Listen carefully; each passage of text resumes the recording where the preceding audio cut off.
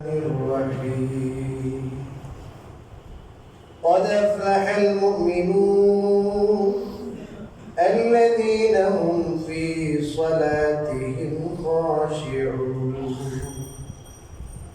بارك الله لنا ولكم في القرآن العظيم ونفعنا وإياكم بالآيات والذكر الحكيم صلى الله على سيدنا ومولانا محمد وعلى آله وصحبه وسلم استغفر الله الذي لا إله إلا هو الحي القيوم وأتوب إليه ولا حول ولا قوة إلا بالله العلي العظيم সম্মানিত মুসল্লিয়ানে মহান আল্লাহর দরবারে অসংখ্য অগণিত শুকরিয়া জ্ঞাপন করি যে তিনি আজ আমাদেরকে সুস্থ রেখে দুনিয়ার সমস্ত ঝামেলা থেকে মুক্ত করে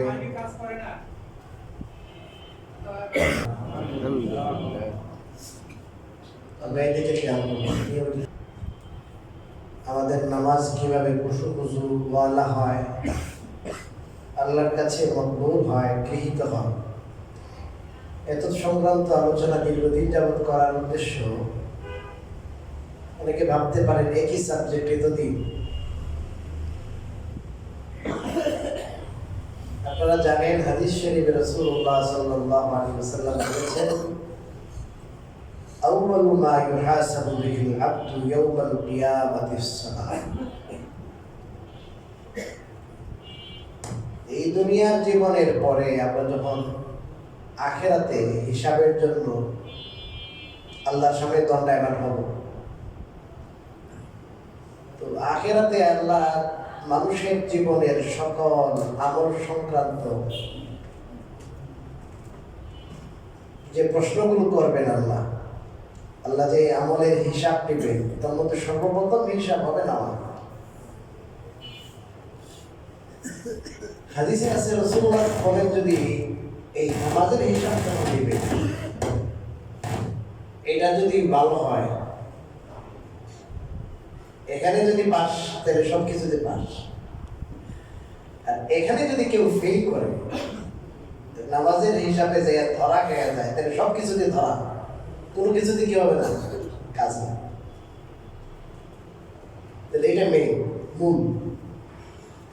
এই জন্য কোরআনে কারিমে আল্লাহ রাব্বুল আলামিন কমস কম 80 বার কি বলেছেন, নামাজ কায়েমের কথা বলেছেন। 80 বারের কম নয়। কথা বলছেন নামাজ কি করতে বলছেন, কায়েম। নামাজ তার হক সহ, নামাজের হক, নামাজের ফরজ ওয়াজিব সুন্নাত মুস্তাহাব সহ, এবং নামাজ খুশু সহকারে আদায় করার নামাজ কায়েম। আল্লাহ এতবার কি বলছেন, নামাজের কথা বলছেন। আর কোন কাজের কথা আল্লাহ এত কিভাবে নেই, আমলের ব্যাপারে ইমানের কথা তো বলছি। বলেন, আমি আজকে খুবই গুরুত্বপূর্ণ কয়েকটা পয়েন্ট বলবো। গত সপ্তাহে আলোচনার পরের অংশ যে আমাদের নামাজটা আরো সুন্দর কিভাবে হয়, আমাদের নামাজের মনোযোগ আরো কিভাবে বৃদ্ধি পায়। একটা হাদিসে রাসূলুল্লাহ সাল্লাল্লাহু আলাইহি ওয়াসাল্লাম খুবই তাৎপর্যপূর্ণ কথা বলেছেন। হযরত আবু আইয়ুব আনসারী রাদিয়াল্লাহু তাআলা মদিনায় হিজরত করার পর সমস্ত সাহাবায়ে কেরাম আনসারীগণ পাগলপাড়া ছিলেন, আমার বাড়িতে আল্লাহ রাসূল মেহমান হইবেন। যে সৌভাগ্যবান সাহাবী যার বাড়িতে আল্লাহর হুকুমে যে উটটা এমনি বসে গেছে, যে ভাই আমার উটকে ছেড়ে দাও, কেউ আটকেও না, ফাইন্নাহা মামুরাতুন, আমার উটের ব্যাপারে আল্লাহ তাআলার আদেশ আছে, যার বাড়িতে যাওয়ার ফয়সালা, ওখানে গেলে এমনি উট কি হয়ে যাবে, বসে যাবে। তো ইনি ছিলেন আবু আইয়ুব আনসারী রাদিয়াল্লাহু তাআলা। এই সৌভাগ্যবান সাহাবী মদিনায় আসার পরে যার বাড়িতে উঠছেন, তার নাম আবু আইয়ুব আনসারী। এনার কবর কিন্তু মদিনায় নাই, ইস্তাম্বুল। উনি দাওয়াত ও তাবলীগের কাজে আল্লাহর দ্বীনকে সমুন্নত করার জন্য সফর করেছেন, ঘরবাড়ি ত্যাগ করেছেন। ইস্তাম্বুল ওনার খবর আছে, তুরস্ক। ইনি বলেন যে এক সাহাবী রাসূলুল্লাহ সাল্লাল্লাহু আলাইহি ওয়াসাল্লামের দরবারে হাজির হয়ে বলেন, ইয়া রাসূলুল্লাহ, আমাকে আপনি একটু উপদেশ দেন, নসিহত করেন, তবে বেশি লম্বা নয়, শর্টকাট।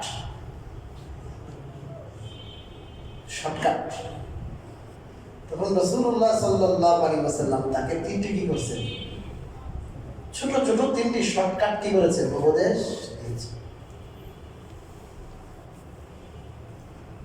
আমরা যদি এই তিনটি উপদেশ যদি আমলে নিতে পারি, আমাদের জীবন বেড়ে যাবে। এর মধ্যে এক নম্বর উপদেশ, সাল্লি সালাতা মুওয়াদ্দিইন। আমার সাহাবী, তুমি যখন নামাজ পড়বে তখন একেবারে যে মানুষটা দুনিয়ার থেকে চলে যাবে এখনই, যে জানে আমি দুনিয়া ছেড়ে চলে যেতেছি, আমি একদিন বলছিলাম, মনে করেন ফাঁসি হবে তার, যে ওই মানুষ যেভাবে নামাজ পড়বে তুমি ওই রকম কি করিও, নামাজ পড়বে। বিদায়ী মানুষের মতো কি নামাজ। বিদায়ী মানুষের নামাজটা কি মনে করেন আপনি, কি করলে হবে তার? ওই আল্লাহ, আমি তো আপনি বলে আর কি নামাজ পড়ার কি পাবো না, সুযোগ পাবো না, এইটাই আমার কি শেষ। হতে তো পারে এই যে আমরা জুমাতে আসছি, এমন মেলা মানুষ আছে না যে জুমার নামাজ পড়ে আসরের আগে কি হয়ে গেছে, খতম আছে না? আমি আপনি যে খতম হব না, শেষ হব না, এটা কোন গ্যারান্টি আছে? দুই নম্বর নসিহত করেছেন রাসূলুল্লাহ সাল্লাল্লাহু আলাইহি ওয়াসাল্লাম, কথার থেকে কথা আসে সে বলতেছে, ওয়ালা তাকাল্লাম বিকালামিন তা'দিরু মিনহু গাদান। ওই সাহাবী, তুমি এমন কথা বলিও না যে কথার কারণে কালকে মাফ চাওয়া লাগে। প্লিজ, সরি, এমন কথা বলিও না যে কথার কারণে কালকে কি বলতে হয়, সরি বলতে হয়, যে ভাই আমার ভুল হয়ে গেছে। হ্যাঁ, মানুষের তো কি হয়, ভুল হয়। ভুল হইলে আপনার ইনিয়ে বিনিয়ে কথা না বলে ডাইরেক্ট কি বলা, ভাই কি হয়ে গেছে, ভুল হয়ে গেছে, পা লেগে গেছে, ভাই মাফ। কিন্তু এখানে রাসূলুল্লাহ সাল্লাল্লাহু আলাইহি ওয়াসাল্লাম সতর্ক করতেছেন যে মুখে যা আসে, মনে যা আসে তাই বলিও না। যে কথা বলতে তো কি লাগে না, পয়সা লাগে না, কোনো বাধা নাই। মুখে আসছে আর কি করলাম, বলে দিলাম, মনে আসছে আর কি বলে দিলাম, না না, মনে আসলেই বলা যাবে না, মুখে আসলেই বলা যাবে না, ভেবে চিন্তে কি করিও কথা বলি। এই কথার উপরে আমল করলে 90% তালাক হতো না। আমাদের দেশে যে তালাক হয়, প্রতিনিয়ত আমাদের কাছে ফতোয়া নিয়ে আসে যে হুজুর 27 বছরের সংসার আমার কাছে আসছে, 27 বছরের সংসার, বনশ্রী কেন্দ্রীয় জামে মসজিদে ইমাম সাহেব আসলাম, হুজুর 27 বছরের সংসার ওনার মাসালা না, ওনার এক মুসলিম মাসালা, এখন কেমনি টিকাবেন দেখে না। এই রাগের মাথা, রাগ সম্বরণ করতে পারে না, বস কি দিয়ে দেয়, তালাক দিয়ে দেয়। পরবর্তীতে চিন্তা করে, এত 3টা বাচ্চা 4টা বাচ্চা, এদের চাপ, অনেক চিন্তা। একটা কথা আছে না, ভাবিয়া করিও কাজ, করিয়া ভাবি। অনেক সময় আছে কথা বলার পরে আর জীবনও এটার মাসুল দেওয়া যায়। যেমন একটা গ্লাস যদি ভেঙে যায়, আপনি নতুন গ্লাস কিনতে পারেন, কিন্তু এইটা কিন্তু আর জোড়া লাগবে না। আপনি এমন আপন মানুষকে এমন একটা কথা বলেছেন যে আপনি অনেক মাপ চাইতে পারেন, অনেক ঠিকঠাক করতে পারেন, কিন্তু এই যে তার ভিতরে যে ভাঙন সৃষ্টি হয়েছে, এটা জীবনে কি হবে না, আর জোড়া লাগবে না। এই জন্য আমাদের সবল লাগবে, ধৈর্য লাগবে। ঠাস করে এখন কাউকে একটা কথা বলতে পারিস। একজন মহিলা সাহাবী, ওনার কোনো আত্মীয় মারা গেছে, ছেলে বা ওরকম কেউ, ইনি খুব বিলাপ করতেছে, কান্না করতেছে কবরের পাশে বসে। আল্লাহ রাসূল সাল্লাল্লাহু আলাইহি ওয়াসাল্লাম বলেন, এই এত কান্না করে বিলাপ করবে না। তো উনি চিন্তা করে বুঝতে পারেন কে, তো আপনি জানতো আপনার কেউ মারা যায় নাই তো। এখন ওনাকে একজন বলছে, তুমি ছিল নাকি, উনি রাসূলুল্লাহ সাল্লাল্লাহু আলাইহি ওয়াসাল্লাম। এখন বেটি তো এখন হার্ট অ্যাটাক করে মারা যাইব, কে আল্লাহ আল্লাহ রাসূল যদি বেজার হয়ে যান, নারাজ হয়ে যান, তো আকাশওয়ালা বেজার, আমার জীবনই শেষ। এখন তো এইটা চিনতে বাদ দিয়ে সাথে সাথে একবারে আল্লাহ রাসূলের দরবারে যে হুজুর আমি আপনারা চিনতে পারি না, হুজুর মাফ করেন, মাফ করেন। রাসূলুল্লাহ সাল্লাল্লাহু আলাইহি ওয়াসাল্লাম বলেন আস-সাবরু ইনদা সাদমাতিল উলা, যে প্রথম চুট যখন লাগে, কোনো মুসিবত যখন আসে, তখন প্রথম চুট, মনে করেন মারা গেছে একজন, আপনার কোনো জিনিস হারাই গেছে, কেউ আপনার কোনো ক্ষতি করেছে, আপন মানুষ বা বিবি একটা কি বলেছে, কথা বলেছে, মারাত্মকভাবে আপনার সেন্সে কি লাগছে, যে কথা আঘাত লাগছে, ওই সময় যদি আপনি কি করতে পারেন, সবর করতে পারেন, এটাই হলো প্রকৃত কি সবর। কারণ যখন সময় যায়, সময় গড়ায়, তখন এক সময় এমনি কি এসে যায়, সবর এসে যায়। কারণ যে বিপদ আসছে এটা তো আর এরকম টেকানোর মতো কিছু না, দেখতেছি এটা তো হয়ে গেছে, ছেলে তো আর হারিয়েছি, পাবো না, কথা বুঝেন। সময় যখন অতিবাহিত হয়, এক সময় কি সবর হয়ে যায়। কিন্তু আল্লাহ প্রকৃত বান্দা, ধৈর্যশীল বান্দা যখন প্রথম সে আঘাতটা পায়, বিপদের সম্মুখীন যখন সর্বপ্রথম হয়, তখনই সে যদি ধৈর্য ধারণ করতে পারে, এটাই হলো প্রকৃত বান্দা। যে আমি আল্লাহর বান্দা, আমার উপরে যত হালত আসে এসব আল্লাহর হুকুমে আসতেছে, এই দুনিয়া আল্লাহ, এটা আমার হুকুমে চলে না, এটা আল্লাহর হুকুমে চলবে। যখন যে হালত আসে আমি এটাই মেনে নিব। তো কি বললেন ওসিয়ত 2 নম্বর, এমন কথা বলিও না যে কথার কারণে কালকে উজর খাই করতে হয়, মাযরাত করতে হয়, সরি বলতে হয়, ক্ষমা প্রার্থনা করতে হয়। 3 নম্বর, রাসূলুল্লাহ সাল্লাল্লাহু আলাইহি ওয়াসাল্লাম 3 নম্বর সর্বশেষ উপদেশ দিলেন, ওয়া আজমি'ল আয়াসা মিম্মা ফি আইদিন নাস, ওই মানুষের হাতে যা কিছু আছে সেটা থেকে তুমি নিরাশ হয়ে যাও। মানে আপনার রিলেটিভ আমেরিকা থাকে, লন্ডনে থাকে, দেশে থাকে, কয়েক কোম্পানির মালিক, কয়েকটা বাড়ির মালিক, অনেক পয়সা, কারণ আপনি তার হাতের দিকে তাকিয়ে থাকেন যে কত হাজার কোটি টাকার মালিক, আমার এত কিছু কি করবে, দিবে, আমার ছেলের বিয়ে, মেয়ের বিয়ে, আমার 2-4 লাখ টাকা, কথা বলেন না, দিবে। এমনকি নিজের বাবা যদি হয়, নিজের ছেলে হয়, মানে কারো হাতের দিকে না থাকে। মানুষ দুনিয়াতে কষ্ট পায় কেন? আমার দামতো ভাই, আমার খালাতো ভাই, মামাতো ভাই, আমার বাইস্তা, আমার বোন, আমার এত বড় একটা কাহিনী হয়ে গেল, আমি হাসপাতালে ছিলাম, হ্যাঁ, আমার এত কিছু কি দেয় নাই, মানে সাহায্য করে নাই, টাকা দেয় নাই, এইখান থেকে লাগে। রাসূল সাল্লাল্লাহু আলাইহি ওয়াসাল্লাম বলেন, তুমি মানুষের হাতের দিকে তাকাইও না, মানুষ থেকে নিরাশ হয়ে যাও, তাহলে কষ্ট লাগবে না। কোরআনে কারীমে আল্লাহর নির্দেশ, ওয়া আলাল্লাহি ফালইয়াতাওয়াক্কালিল মুমিনুন, আল্লাহ বলেন যারা মুমিন, যাদের মাঝে ঈমান আছে, ঈমানদাররা শুধু যেন আল্লাহর উপরেই ভরসা করে। তাওয়াক্কুল শুধু কার জাতের উপরে, আল্লাহর জাতের উপরে। যদি ঈমান থাকে,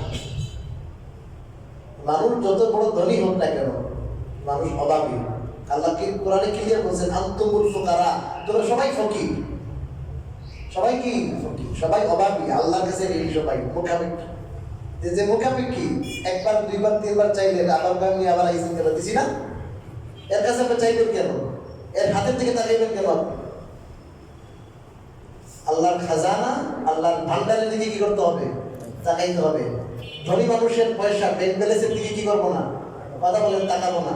আল্লাহ আপনাকে যে লেভেলে রেখেছেন ওখানে শান্তি খুঁজে রাখবেন, আর না হয় কিন্তু মানসিকভাবে সারা জীবন অশান্তিতে থাকবেন। আপনাকে যদি গরিব রাখেন, আপনি মনে করবেন আল্লাহ অনেক ভালো রাখছে। গরিবের মনের মধ্যে ঈমান দিয়ে থাকে, মানে সবসময় একটা দুর্বলতা থাকে তার মনের মধ্যে। আর যার মন মরা থাকে, মন মরা, আল্লাহ এখানে থাকে। আর যার টাকার গরমাই আছে, এ তো সবসময় চিন্তা করে আমার তো কি আছে, টাকা আছে, অবস্থা খারাপ। এই জন্য হাদিসে আছে 500 বছর আগে জান্নাতে চলে যাবে গরিবরা, ধনীদের আগে। ধনীরা হিসাব দিতে দিতে অবস্থা কাহিনী। তো আল্লাহ যাকে যে অবস্থায় রেখেছেন সেই অবস্থায় কি থাকা, সন্তুষ্ট থাকা, পরের পকেটের দিকে, পরের হাতের দিকে, পরের ব্যাংক ব্যালেন্সের দিকে, পরের টাকা পয়সার দিকে কি লক্ষ্য। কত বড় উপদেশ এটা! আমি তো মনে একটা সাইকোলজিস্ট মনে করি হুজুরকে, এটা মনোবিজ্ঞানী। আল্লাহ রাসূল ছিলেন একজন কি মনোবিজ্ঞানী ছিলেন। আল্লাহর উপরে আল্লাহর দিকে তাকায় আছে, মানুষের থেকে তার চাওয়া পাওয়ার কোনো কি নাই, কোনো আল্লাহর উপরে তাওয়াক্কুল। আল্লাহ দেখেন যে এই মানুষ যখন এই বান্দা আমার উপরেই তাওয়াক্কুল, তার টেকটা কার উপরে, আমার উপরে, এর সবসময় তার আল্লাহ কি করেন, আল্লাহর সামনে পায় সে। সকল মাখলুকের উপরে তার কি নাই, বিশ্বাস নাই, ভরসা নাই। যে মানুষের উপরে তার কি বিশ্বাস, হঠাৎ করে হার্ট অ্যাটাক করে মারা গেছে, হঠাৎ করে ডাকাতি হয়ে গেছে, হঠাৎ করে পথের ভিখারি হইতে পারে, তখন যাবি কবি। আর যে আল্লাহ রজ্জুতে ধরে, আল্লাহ বলেন এটা এমন হাতল, এমন রজ্জু, এটাতে ছোটাছুটির সম্ভাবনা নাই।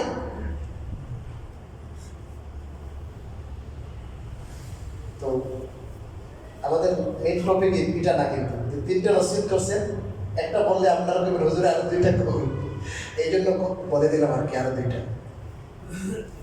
আমাদের নামাজ হইতে হবে কি বিদায়ী মানুষের মতো কি নামাজ। আরেকটা কথা এখন এতদিন বলি নাই, সেটা একটু আগে মনে পড়ছে। বর্তমান যে কিছু পরিস্থিতি আসছে এই কারণে নামাজ টামাজ সব ঠিক আছে, আমাদের ওষুধ বুঝু সব, কিন্তু যদি ইমানে গরমিল থাকে, একিনে গরমিল থাকে, তাহলে হবে নামাজ। নামাজটা ইমানের সাথে একিনের সাথে হতে হবে। কোনো মানুষের যদি ইমানের অসুবিধা থাকে, একিনের অসুবিধা থাকে, এর নামাজ এলাও হবে না।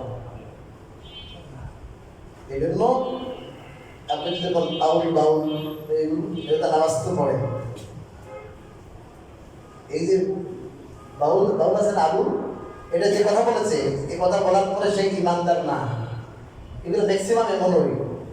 কোরআনে আল্লাহ তাআলা ওয়ালাকুল বিন নাস, আল্লাহকে নাচতে কইছে আল্লাহ। নাউযুবিল্লাহি মিন যালিক। নাস মানে কি? মানুষ, মানুষ। রব্বুল নাস মানে মানুষের রব। এবার আল্লাহ তো কি কইছে? শুধু নাচতে কইছে।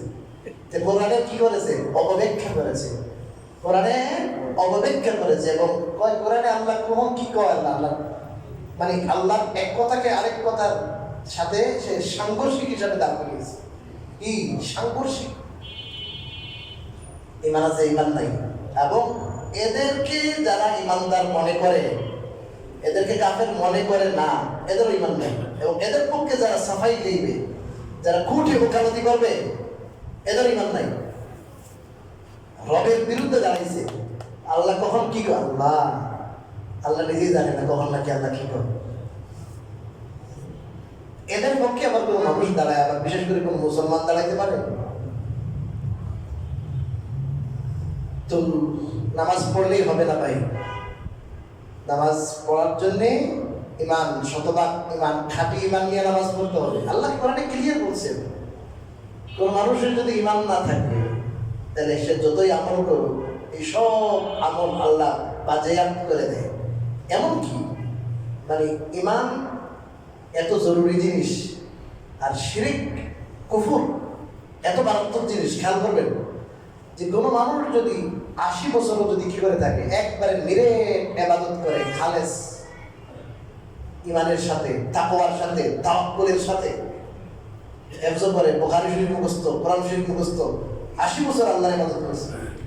80 বছর ইবাদত করার পরে যদি সে কাফের হয়ে যায়, এই বাউলের মতো কাফের হয়ে যায়, 1 মিনিট না 10 সেকেন্ড একটা বলে কথা বলে সে কি হয়ে গেছে? কাফের হয়ে গেছে। আল্লাহ বলেন লা ইয়াহবিতান্না আমাল, তার জীবনের সব আমল 10 সেকেন্ডে শেষ, একবার শেষ, ডিসমিস, নাই কিছু নাই। শিরক এমন জিনিস যেটা ইমানের সাথে আমল করা দিলাম, মাকবুল আমল, কবুল হওয়া আমল, যেটা কি হয়ে গেছে, কবুল হয়ে গেছে, ওই সমস্ত আমল কেউ খায়া বলায়, এমন মারাত্মক জিনিস শিরক। সারা জীবনের আমল মুহূর্তে কি শেষ, ডিসমিস, নাই হয়ে যায়। মানে ইমান এত জরুরি জিনিস, আর শিরক এমন বিধ্বংসী জিনিস। তো এই আলোচনা করার দরকার। এই আজকাল আমাদের সমাজে বহু ইমান বিধ্বংসী আকীদা পাওয়া যাইতেছে।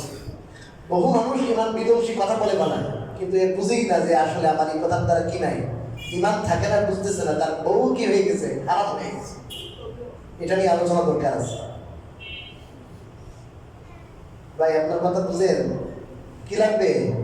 ইমান লাগবে। ইমান, ইমানের প্রশ্নে, আকীদার প্রশ্নে, ইয়াকিনের প্রশ্নে অবশ্যই থাকতে হবে। যেন আপনি করেন দর করেন, আপনার অসুবিধা নেই। কিন্তু আমরা যাবো কবরে, প্রথম প্রশ্নই হবে রব নিয়ে, দিন নিয়ে। রব, দিন, এই আল্লাহর ব্যাপারে, দিনের ব্যাপারে, শরিয়ার ব্যাপারে, রাসূল সাহেবের ব্যাপারে কোনো কম্প্রোমাইজ নেই, নো কম্প্রোমাইজ। আপনার দল কি কিয়ামতের দিন কি বলতে জানেন? আল্লাহু আকবার কাবীরা, রব্বানা আতানা সাদাতানা ওয়া কুবারানা ফাদাল্লুনা সাবিলা। ইয়া আল্লাহ, আমরা আমাদের নেতাদের কথায় চলছি। আমাদের নেতা যেমন নির্দেশনা দিছে, নেত্রী যেমন নির্দেশনা দিছে, আমাদের বড় মানুষ যারা ছিল, বড় ভাইরা আছে, মানে বড় ভাই, এদের নির্দেশনায় চলছি দেখা ওরা আমাদেরকে প্রশ্ন করছে, আমরা বুঝি নাই। آتِهِمْ ضِعْفَيْنِ مِنَ الْعَذَابِ وَالْعَنْهُمْ لَعْنًا كَبِيرًا। আল্লাহ, ওদের কারণে তো বহুত কষ্ট হয়েছে, আজকে জাহান্নামে হয়েছি। হ্যাঁ, ওই নেতা নেত্রী দলের ওদের ডবল শাস্তি দেন, ডবল। আমরা সাধারণ মানুষ ছিলাম, অতটা বুঝি নাই, আমাদেরকে গোমরাহ করেছে, এদেরকে কি দেন? ডবল শাস্তি দেন। আর আপনি কি এগুলো বলতেছেন? আপনার নিজের ছেলের কথা হাদিস কোরআনে আছে। মানুষ যখন দেখবেন অবস্থা ভালো না, হিসাবে ধরা খেয়ে গেছে, তো কি বলবে জানেন? বলবে, আল্লাহ, ইয়াওয়াদুল মুজরিমু লাউ ইফতাদি মিন আযাবি ইয়াওমিযিন বিবানিহি ওয়া সাহিবাতিহি ওয়া আখিহি ওয়া ফাসিলাতিহি আল্লাতী তুবিহি ওয়া মান ফিল আরদি জামিআন সুম্মা ইউতিহি। বলবে, আল্লাহ, আমার পোলাটা আছে না, কত মজা। আপনার আদরের কি ছিল? পোলা, আদরের বউ। অনেকে কিন্তু আদরের পোলার কারণে সুদের সাথে ইনভলভ হয়ে যায়। হ্যাঁ, নিজের ছেলে মেয়ের ভবিষ্যৎ কি কয় না, ভবিষ্যৎ এবারে স্টাবলিশ করবো, এই জন্য কি করে? সুদের উপর সুদের কারবারে লাগে যায়। অনেক এদিক সেদিক করে কিনা বলেন, আল্লাহ, এই ছেলেটার জন্য কত কিছু করলাম, আমার ছেলেটারে জাহান্নামে দিয়ে দেয়, আমার বদলা। এত মায়ার বউ, ওয়াইফকে দিয়ে দেন, আমার বদলা। ভাইয়ের আমার বদলা দিয়ে দেন, আমার বংশাবংশী যা আছে, আত্মীয় স্বজন।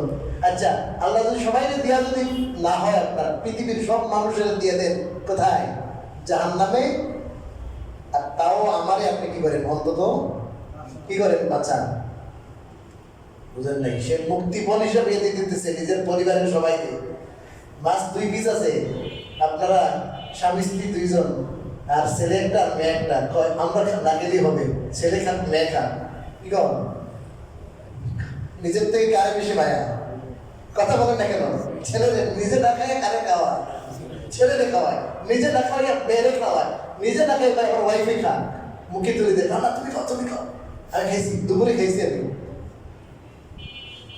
এত আদরের মেয়ে, এত আদরের ছেলে, এত আদরের আপনার স্ত্রী, আল্লাহ, অবরে আমার বলতা জাহান্নামে নিয়ে নেন, আমারে বাঁচান। কোরআনে আল্লাহ বলছেন, কোরআনে।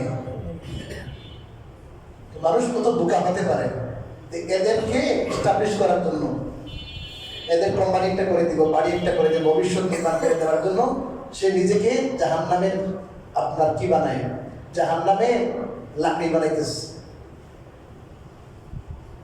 বুদ্ধিমানের কাজ না এটা।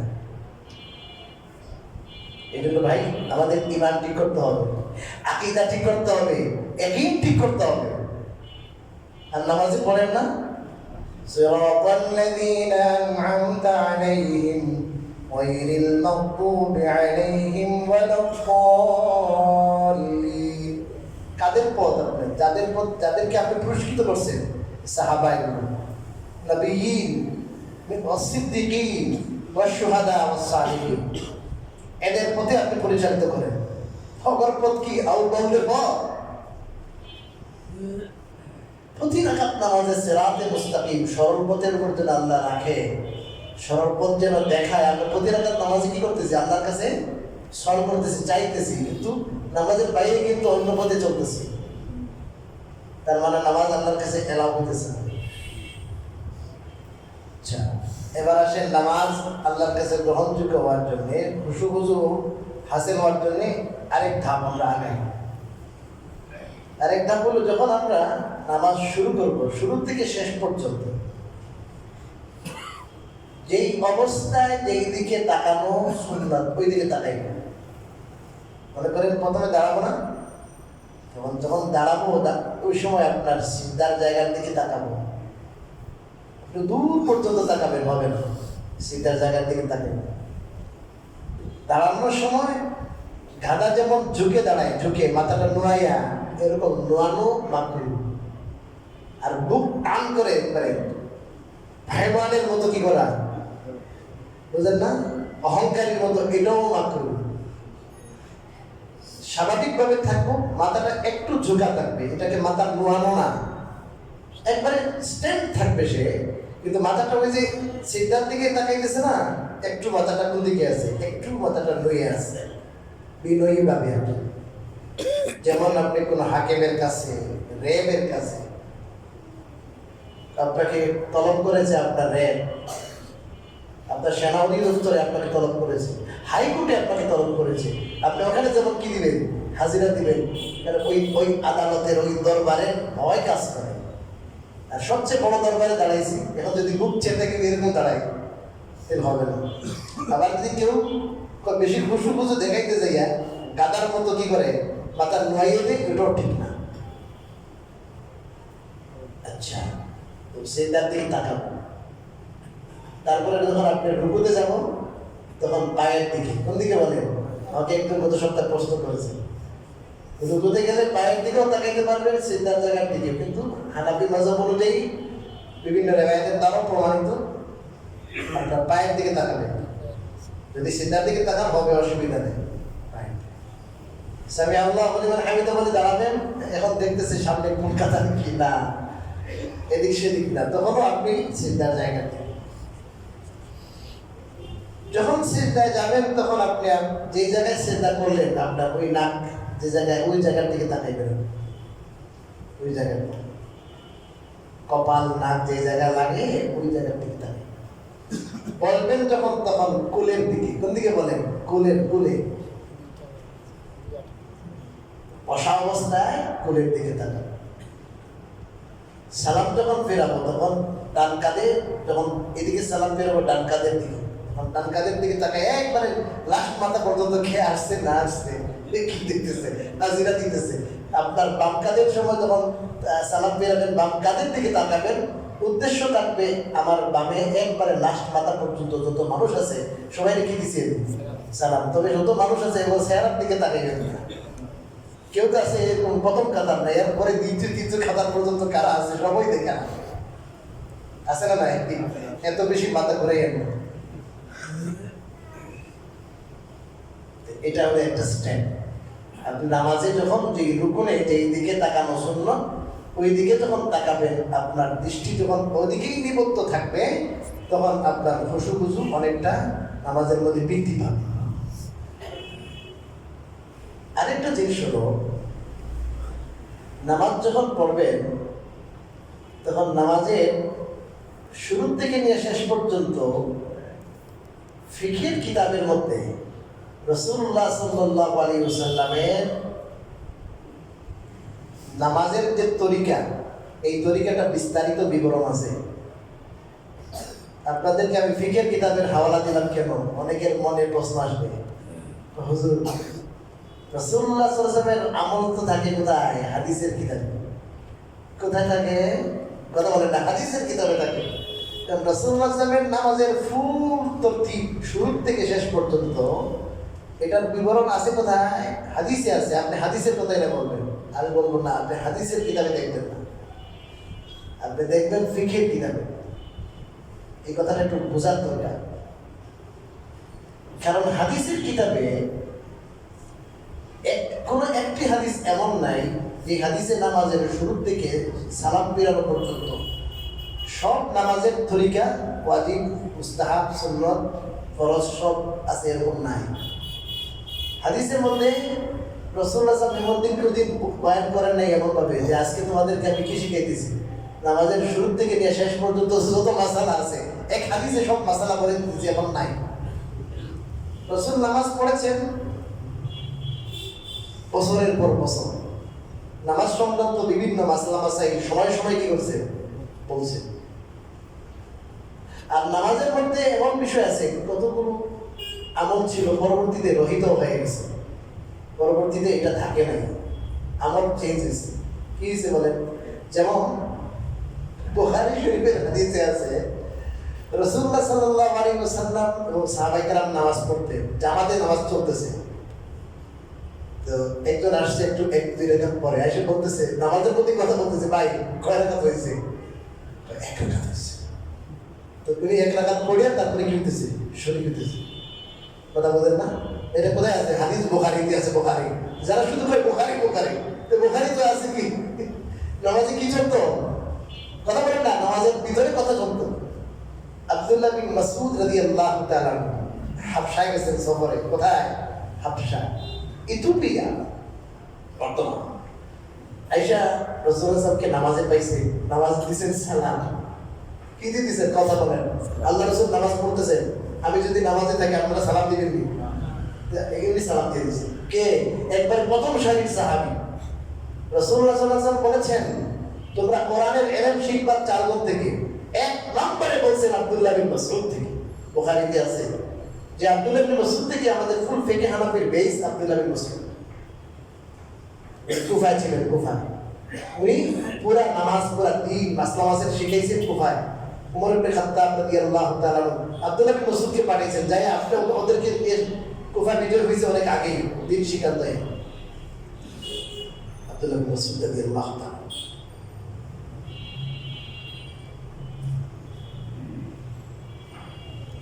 ওনার একজন শিষ্য ছিলেন আলকামা, সবচেয়ে বেশি এলেম দিয়েছেন আলকামা। আলকামার থেকে সবচেয়ে বেশি এলেম দিয়েছেন ইব্রাহিম নাখাই। ইব্রাহিম নাখাই একবারে প্রতিচ্ছবি ছিলেন হাম্মাদ, আর হাম্মাদের সমস্ত এলেমের ধারক বাহক ইমাম আযম আবু হানিফা। এই সিলসিলা প্র্যাকটিক্যাল। তো যাই হোক, আব্দুল্লাহ বিন মাসউদ রাদিয়াল্লাহু তাআলা সালাম দিয়ে বসছে। রাসূলুল্লাহ সাল্লাল্লাহু নামাজের মধ্যে তো এটার কোনো কি দেন না, জবাব দেন না। ফাআখাযানি মা কারুবা ওয়া মা বাউদা। আব্দুল্লাহ বিন মাসউদ বলেন, আগের পরের অনেক কথাই মনে পড়লো আমার। কি রে, আমি এখন কোনো কথা বলছি কিনা, অনেক আগে কোনো কথা বললাম কিনা, কিছুদিন আগে কোনো কথা বললাম কিনা, কেন আল্লাহ রাসূল আমার উপরে কি হয়ে গেলেন, রাগ হয়ে গেলেন যে আমি সালাম দিলাম, হুজুরের সালামের কি পর্যন্ত দেন না। আর আব্দুল্লাহ বিন মাসউদ যদিও রাসূল সাল্লাল্লাহু আলাইহি ওয়াসাল্লামের পরিবারের লোক ছিলেন না, কিন্তু বাইরে থেকে আশআরি কবিলা থেকে আসছেন রাসূল সাল্লাল্লাহু দরবারে। আব্দুল্লাহ বিন মাসউদ রাদিয়াল্লাহু তাআলা মনে করতেছে ইনি মনে হয় আল্লাহ রাসূলের পরিবারের কি সদস্য, এই পরিবার তার সাথে হুজুরের কি ছিল, সম্পর্ক ছিল। উনি দীর্ঘদিন মনে করছেন ইনি মনে হয় পরিবারের সদস্য। এত ঘনিষ্ঠতা, এত ঘনিষ্ঠ মানুষ, কিন্তু কি সালামের কি দেয় না, সালাম পেরেছেন আল্লাহ রাসূল।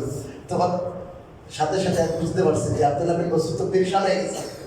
আব্দুল্লাহ, তুমি তো ছিলা হাবশায়, তুমি যাওয়ার পরে আল্লাহ তাআলার হুকুম নাযিল হয়েছে যে এখন আর নামাজের মধ্যে কি চলবে না, সালাম কালাম চলবে না, সালাম কালাম নাই, নিষেধ।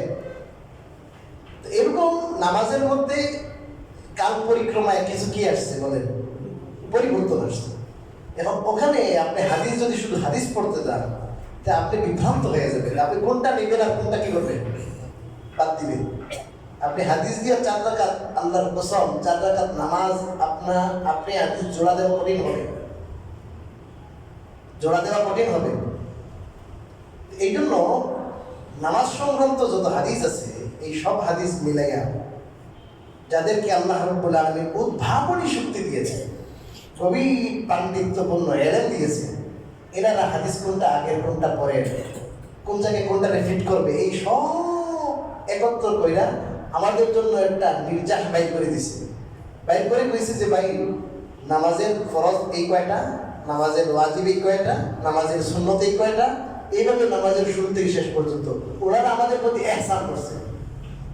এই হাদিসগুলো একত্র করা আর হাদিসগুলোর মান যাচাই করা, হাদিস কোনটা সহিহ, কোনটা মওযু, কোনটা গলত, কোনটা কেমনে, অনেক কিছু আছে না, এই এলেম তো আপনার নাই।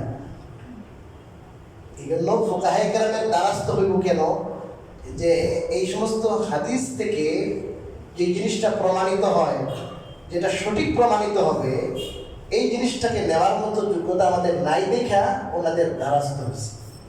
এই সহজ কথাটা আমাদের আহলে হাদিস ভাইরা বুঝতে চান না। আমি আইনের লোক না, মনে করেন আমার আইনের প্রয়োজন হলে আমি তো বলবো যে ভাই মুসলি ভাই আপনাদের মধ্যে কোনো ব্যারিস্টার থাকলে, আইনজীবী থাকলে আমার সাথে একটু দেখা করি, ঠিক না? তো এই সেম কাহিনী আর কি। ইসলামী আইন, কোরআন সুন্নাহর গভীর জ্ঞান, এটা আমার যদি না থাকে, তো ভাই যিনি গভীর জ্ঞান সারা জীবন তিনি এই কাজে লাগাইছেন, নামাজ আলমানি কাছের জীবনই বের করে ফেলাইছে, মুস্তাহিদ ইমামরা সারা জীবনই দিয়ে দিয়েছেন এই কাজে। কোরআন সুন্নাহকে আপনার গবেষণা করে মানুষের জন্য সহজভাবে দিনটাকে, আল্লাহর বিধানটাকে কি করা, উপস্থাপন করা, এই কাজে তো সারা জীবনই বের করছেন ওনারা। এই জন্য ফুকাহে কেরামকে আল্লাহ তাআলা জাযায়ে খায়র দান করুন। ওনারা যে আমাদের জন্য কি করে দিয়েছে বলেন, সহজ করে দিয়েছে। তো যার কথার থেকে কথা শেষ,